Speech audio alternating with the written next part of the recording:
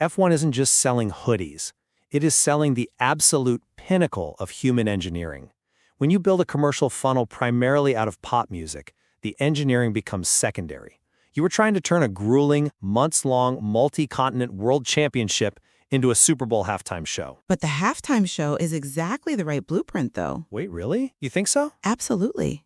Having Harris open on Thursday and Perry perform right before Friday's qualifiers, it acts as a Trojan horse.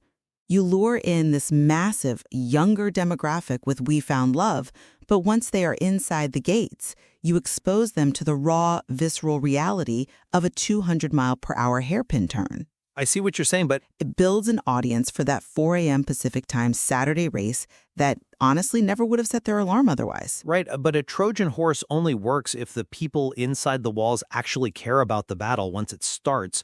My concern is the dilution of focus. How do you mean? Well, the organizers are caught in this complex tension between honoring a 10-year look-back legacy of track growth and simply throwing a generalized global party. When you optimize for billions of music streams, the incredible, intricate operations of factories in the US, Italy, the US, and Switzerland just become background noise to a bass drop. But they don't have to be mutually exclusive. You can marvel at the fact that Haas is coordinating operations between the US and Italy while still, getting swept up in the Friday night atmosphere. It is a delicate balance, though. Yeah, but the spectacle funds the engineering. The party ensures the paddock can afford to keep pushing those aerodynamic boundaries. Or it slowly erodes the prestige that made the engineering valuable in the first place. That is the tension at the heart of Baku's anniversary, really.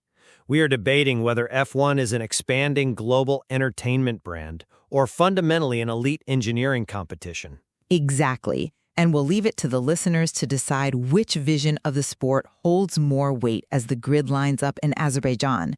When the engines finally go quiet, will the new fans remember the roar of the single-seater race cars or just the festival from the night before? Thank you to the listeners for tuning in to Deep Dive Station 6. And join us again. Until then, take care, keep listening, and keep chiming.